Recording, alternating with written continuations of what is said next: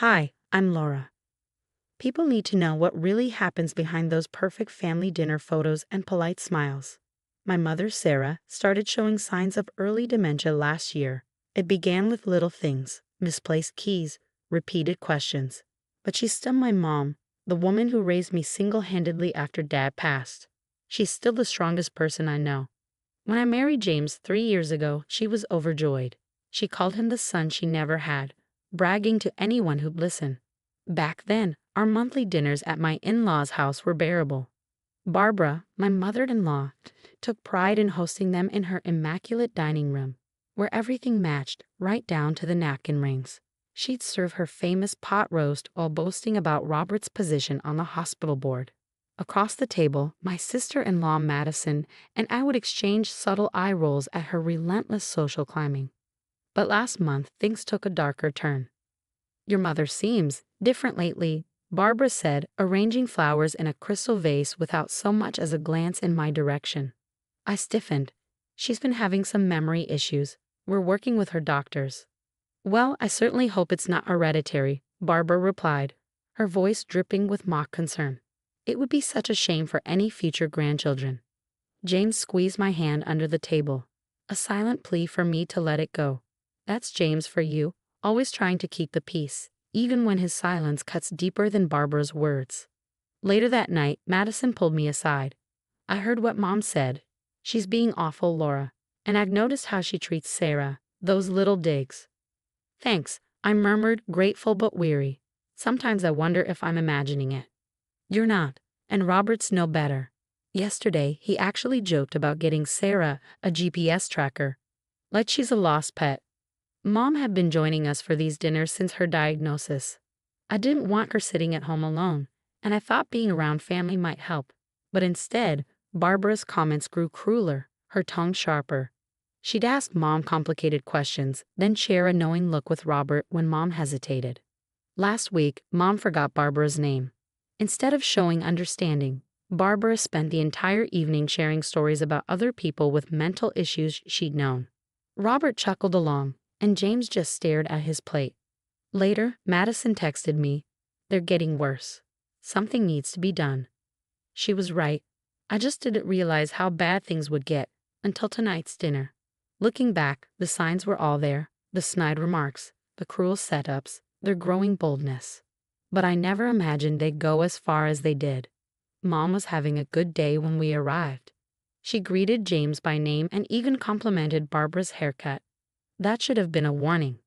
"Oh, Sarah," Barbara said with a laugh sharp enough to cut glass. "I've had this style since James and Laura's wedding. Don't you remember? You were there, I think." I felt Mom stiffen beside me. "I'm sorry," I thought. "Dinner smells great," Madison interrupted, flashing me an apologetic look. "Is this your special pot roast?" But Barbara wasn't done. Over the next 20 minutes, she peppered Mom with pointed, detailed questions each time Mom hesitated or mixed up a detail about my wedding. Barbara would pounce. Her corrections grew louder and more condescending with every slip. "Sarah, dear, you were wearing blue, not purple. And you gave that lovely speech. Oh wait, you didn't, did you? You weren't feeling well that day. Something about forgetting what you wanted to say." Robert chuckled from behind his wine glass. "Better to forget a speech than make a fool of yourself, right?" My voice shook. "Stop it. Both of you, just stop." "Laura," James began, reaching for my arm. "No, James, I'm done watching them torture her." Mom glanced around the table, her eyes clouded with confusion. "Did I say something wrong?" "Everything you say is wrong lately," Barbara snapped. "You can't remember anything. You're making everyone uncomfortable with your condition." "Barbara." Madison gasped. "Well, someone had to say it. She's crazy, and Laura's just enabling her by bringing her to these dinners. She belongs in a home where they can handle people like her." The room fell silent. Mom's hands trembled as she folded her napkin. I think I'd like to go home now." "See," Barbara sneered. "She can't even handle a simple dinner conversation." I stood so quickly my chair clattered to the floor. "The only crazy person here is you, Barbara. You've been bullying her all night, deliberately trying to confuse her.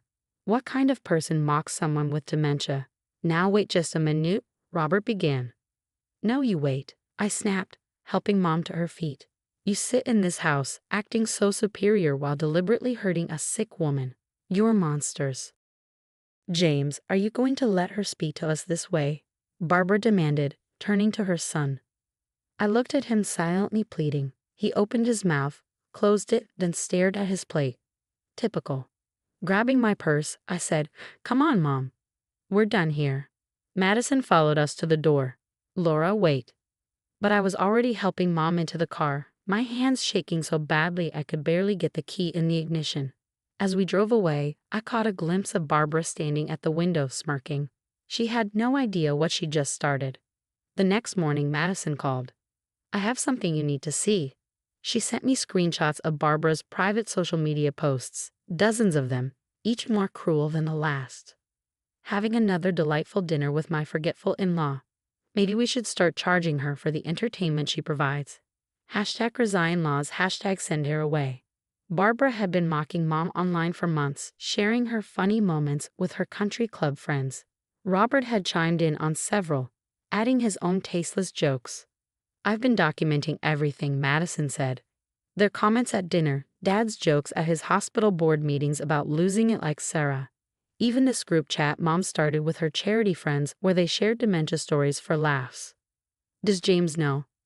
"He does now. I showed him everything this morning. He's not taking it well." When James came home that evening, he looked destroyed. I had no idea they were. I mean, I knew they made comments, but this is systematic cruelty. "Laura, I'm so sorry. I should have stood up to them." "You can stand up to them now," I said firmly. Together, we formulated a plan.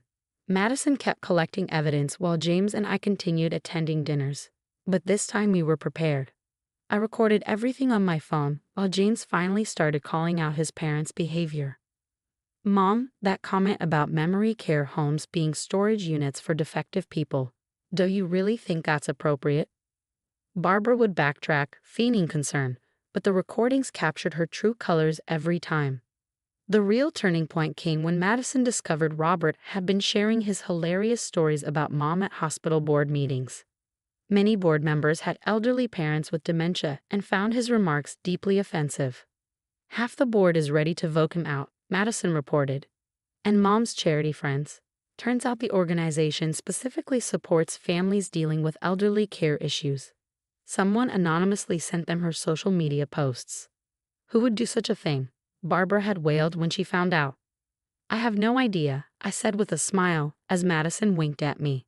Barbara's carefully curated social image was crumbling, and Robert's position was becoming untenable. But the final blow came from an unexpected source. At the next family dinner, James stood up. His voice was steady but firm. "I've been quiet too long. What you're doing to Sarah, to my mother-in-law, ends now. I've seen the posts, the messages, the stories. You're not the people I thought you were," James said, his voice steady but filled with quiet anger. "James, darling, you're overreacting," Barbara began, her smile faltering. "No, Mom," James cut her off, standing tall.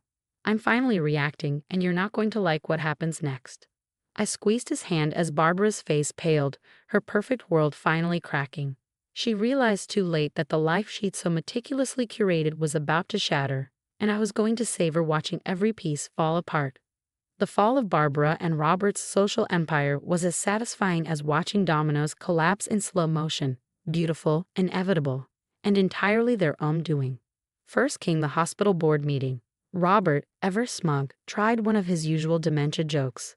This time, no one laughed. Dr. Phillips, whose father had recently been diagnosed with Alzheimer's, stood and called for an immediate vote of confidence. It wasn't even close.